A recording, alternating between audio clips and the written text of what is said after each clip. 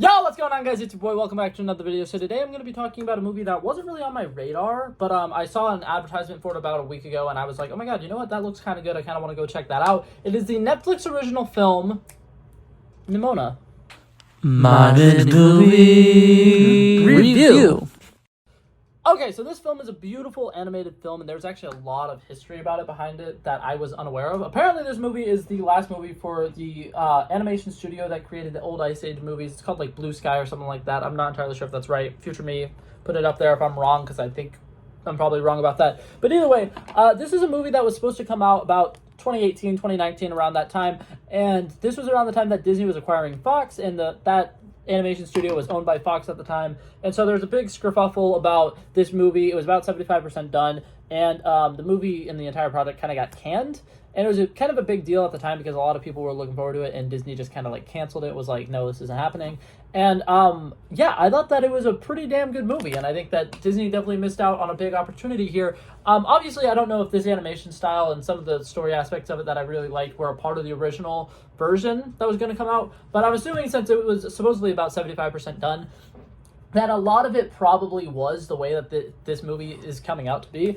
So I want to go ahead and say, right off the bat, this year has been a phenomenal year for movies in general, but animated movies in particular are just absolutely insane right now. I think that this movie definitely has potential to be in the running for the animation Oscar at the end of the year when they make an Oscar award for the best animated films. And typically speaking, animation isn't really a genre. It's a bunch of different things, and it's kind of weird that it has its own like subsection of the Oscars. But that being said, I definitely think that this is one that could be up there. I think that it's a whole lot of fun. There's a lot of twists and turns in here that'll kind of catch you off guard a little bit.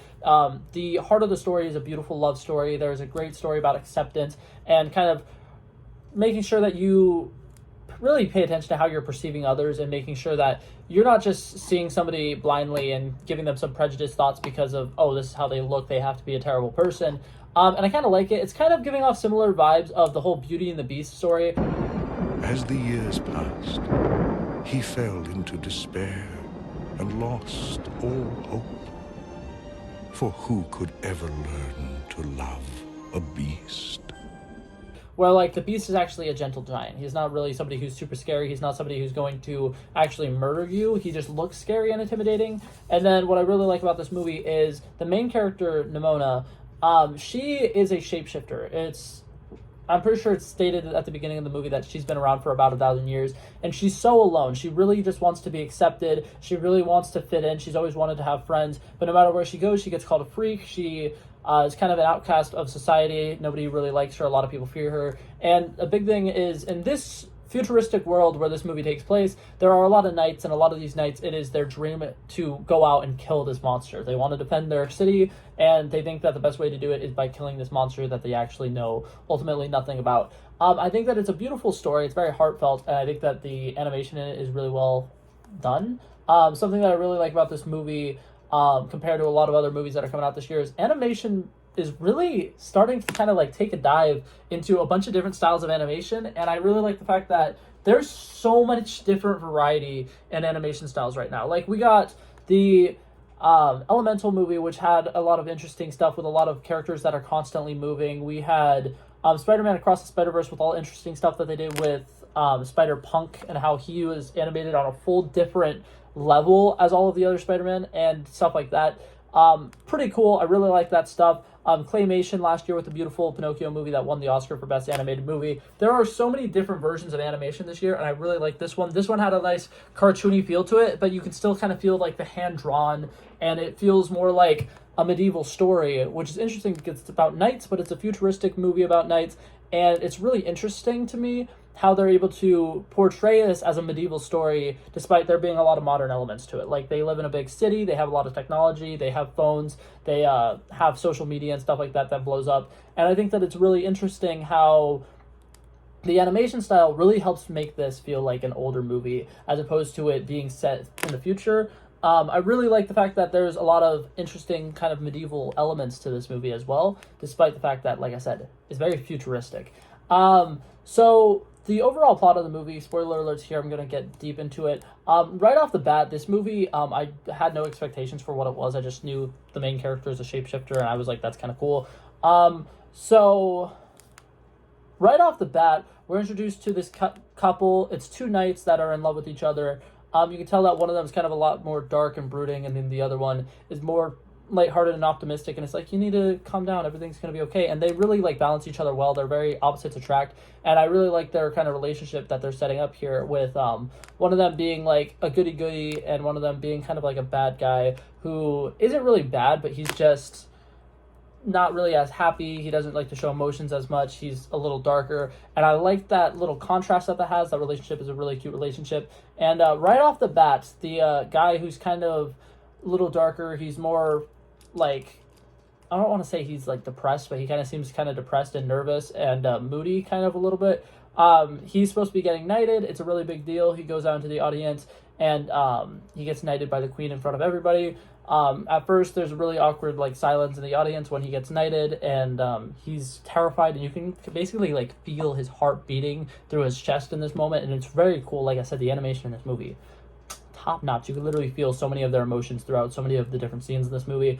And basically after he gets knighted, the queen hands him the sword, and when he gets handed the sword, something happens with the sword. It malfunctions, and a laser beam comes out of the back end of the sword and kills the queen, and it becomes this huge thing. He's now on the run. He's a criminal. He's wanted for murder. After having so much honor and fighting for his nation for so long, he immediately gets betrayed just like that, and he's immediately seen as like a giant national level threat, somebody who committed tyranny. And I think that it's really interesting to show he's kind of like a rogue against his country, but not really by choice. You can tell that he's always kind of wanted to do whatever is best for the country. He's always wanted to do whatever he could do to become an honorable knight, somebody who would be respected amongst everybody. And he's always wanted to be somebody who the people would look up to and trust. And you can kind of see how this entirely flips his life upside down. He doesn't really know what to do. He goes on the run. He hides out in this old abandoned warehouse, essentially, and that becomes his house.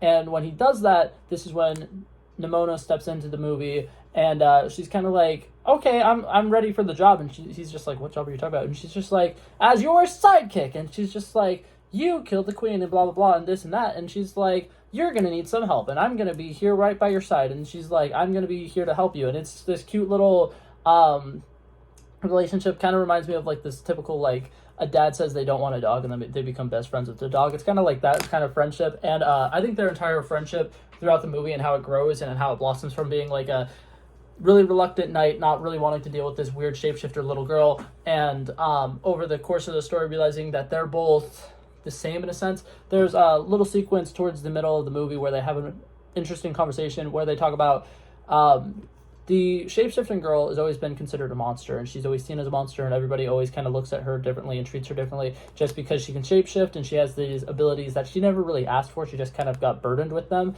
And she's having this conversation with him, and she's just like, they see you as a wanted criminal. They're only ever going to see us as what they see us as, and we can't do anything to change that and stuff like that. And I think that it's a very powerful statement, and I think that entire scene is a very beautiful scene because it shows that a lot of people will perceive people the way that they perceive people, and it's really hard to change that. And I think that it's a great lesson for us as the audience to learn.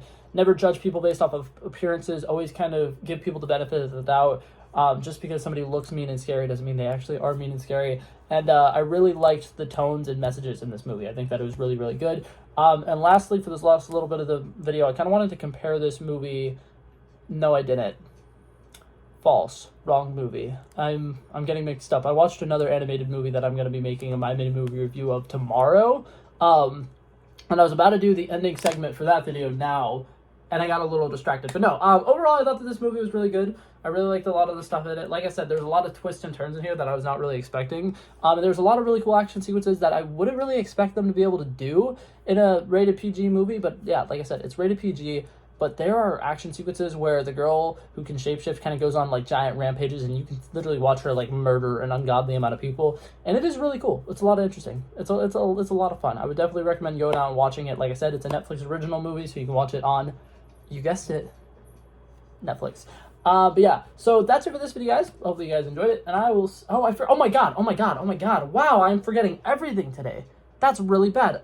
So my final rating for this movie, it's one of the best movies I think I've seen this entire year. It's kind of like Dungeons and Dragons, where this was a huge shock. I wasn't expecting it to be like one of the best movies that I've seen this year, but I definitely think it is, and I would give it a solid 93 out of 100. I definitely think that of the animated movies that came out this year, I think it's top 2. I think it's up there with Spider-Verse for sure. Am I biased? Maybe. I just thought it was a lot of fun, and I really liked it, and the style of it was beautiful, and I really think that the two main characters and the way that they bounced off of each other worked insanely well, like insanely well. And then another thing that I like about it is animated movies haven't really dived into like people using technology as much as some other movies, and the way that they use technology in this movie is really, really well done. And I like the fact that they have like, these people have a problem that they need to solve. Okay, let's go to social media, blow up this video of the queen admitting the fact that she killed somebody, and I like the fact that they were able to introduce the fact that people like use social media in an animated world and it not feel really weird or shoehorned in. But yeah, that being said, really like this movie. Thought it was really good. And yeah, I love and appreciate you guys. I'll see you guys in the next one. Peace out. Bow, bow, bow.